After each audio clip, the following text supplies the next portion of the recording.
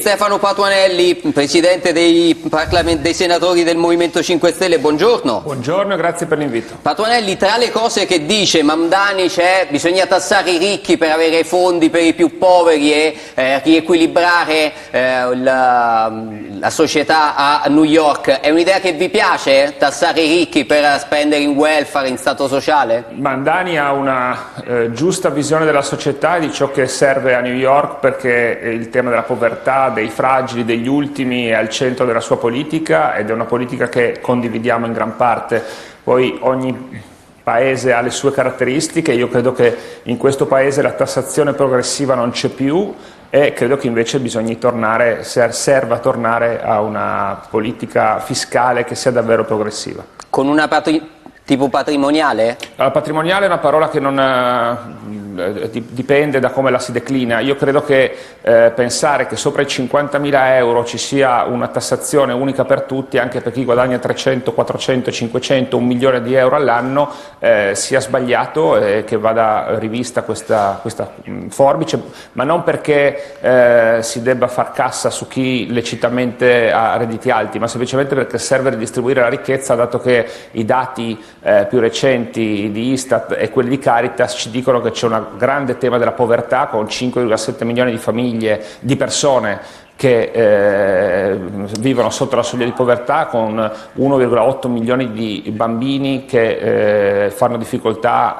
ad arrivare a fine mese con le loro famiglie e quindi ad avere accesso al cibo e ai servizi. E credo poi sul tema manovra, io immagino che sul tema non mi dirà cose diverse da quelle di Romeo, cioè tutto sommato. No, però inizierei con cose molto diverse da quelle di Romeo sulla manovra, perché vede, questo mi pare scontato. Il tema del superbonus, Massimiliano l'ha toccato con molto tatto politico, perché sa benissimo che le responsabilità eventuali degli effetti del superbonus, io credo che siano responsabilità positive, lui magari le penserà positive, ma diciamo che tutte le forze politiche hanno contribuito a quella misura. Se non ci fosse il superbonus oggi, venisse cancellato in tutti gli effetti, non ci sarebbe un euro in più per questa manovra. Non esiste un capitolo dove si coprono le spese del superbonus del 2026. Ci sono tranche di debito che concorrono al debito e nel rapporto debito-PIL, che non hanno nulla a che vedere col deficit che apre gli spazi finanziari di una manovra, perché il deficit è stato tutto scaricato già negli anni precedenti, quindi non c'è un euro in più, non ci sarebbe un euro in più per questa manovra se non esistesse il superbonus. Questo è un dato oggettivo ed economico e finanziario, cioè proprio non ci sono dubbi su questo. Quindi dire che questa manovra è asfittica per colpa del superbonus, come ha detto anche Giorgia Meloni in aula, ha detto se non ci fosse il superbonus avrei 40 miliardi in più, non è assolutamente vero, c'è proprio una bugia totale che non ha nessun supporto. Ma lei vede in positivo, Patuanelli, il fatto che noi ad aprile usciremo dalla procedura di infrazione? La procedura di infrazione usciamo perché stiamo decrescendo nel deficit, non nel debito. Il debito cresce. Sì, certo, il debito è un'altra storia, altri parametri. Quindi, ma la nostra procedura, se non ci fosse il superbonus, non incide sul deficit nel 2026, no, ma io le chiedevo per un euro. No, questo l'ho compreso, no, le chiedevo se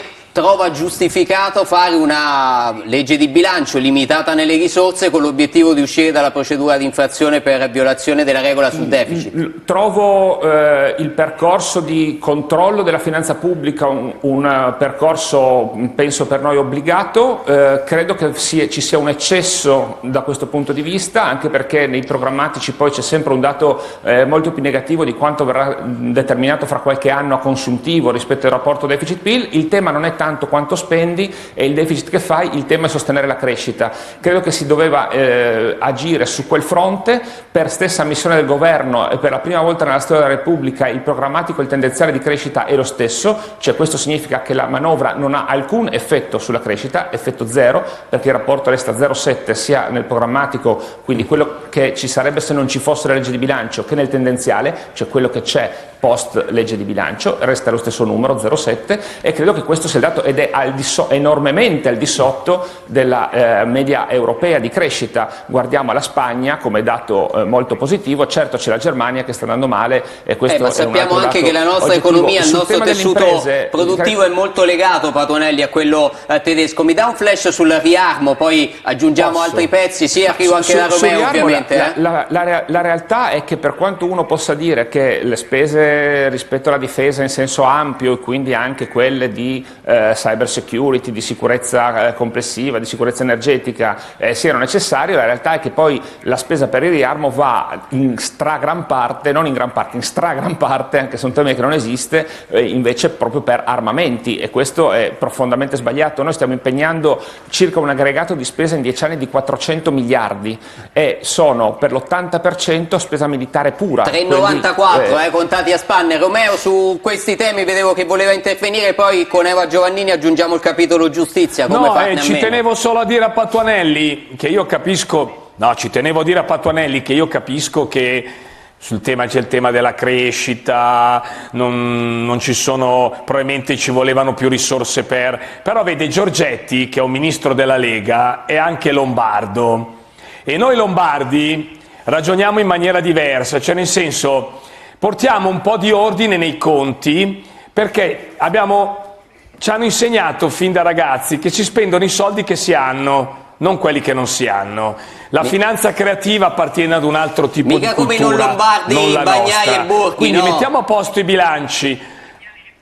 Mettiamo a posto i bilanci, che vedrete che con l'uscita dalla procedura di infrazione si libereranno degli spazi economici che consentiranno al nostro Paese, con i sacrifici di oggi, soprattutto nel 2026, di aprire spazi importanti per il 27 e 28. Sì, per le spese militari che verranno scorporate. Bisogna guardare, avere anche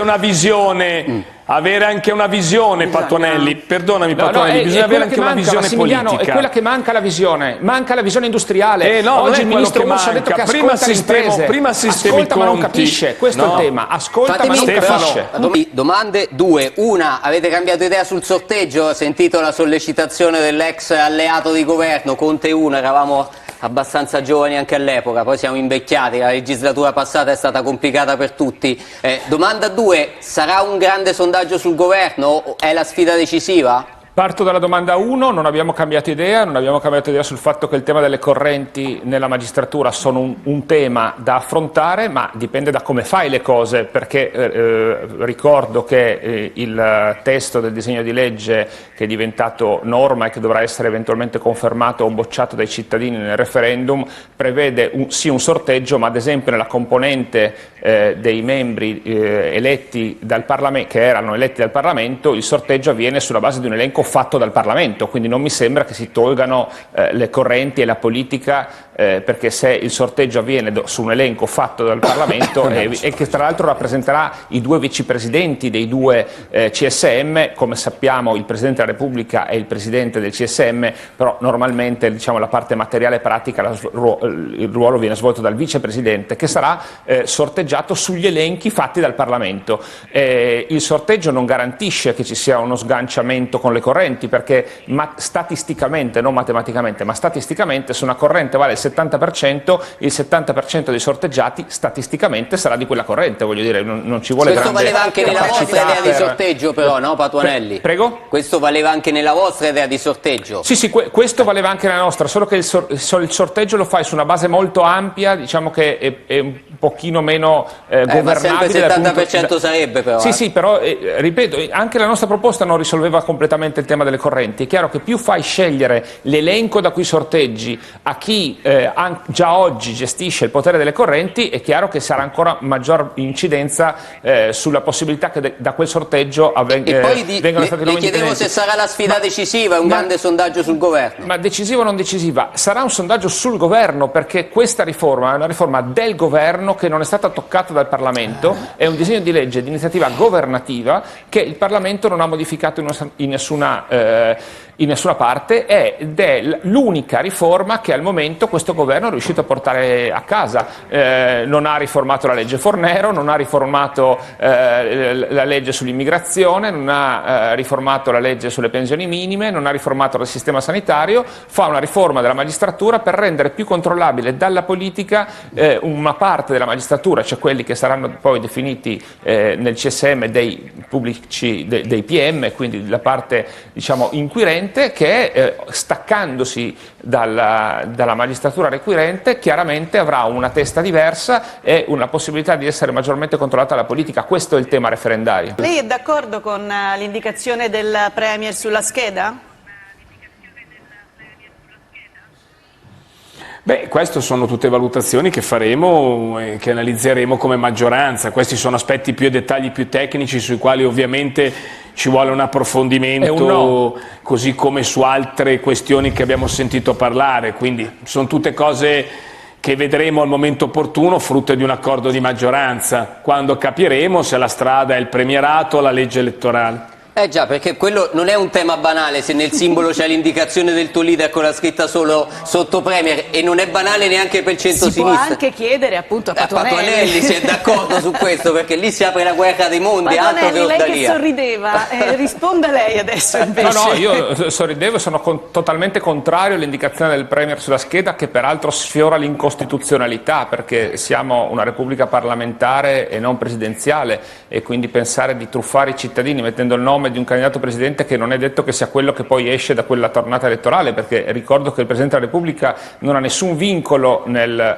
indicare il Premier designato e quindi nel dare un incarico al candidato Presidente del Consiglio, come dice chiaramente la nostra Costituzione, quindi non c'è nessun motivo per cui si debba indicare il nome del candidato Premier. Entro il 2028, cioè l'anno dopo il voto, lo deciderete il candidato Premier del centro-sinistra? Lo decideremo ben prima del 2028, cioè molto prima delle elezioni politiche, e ci sono tanti strumenti per scegliere e deciderlo. Troveremo tutti assieme quello migliore.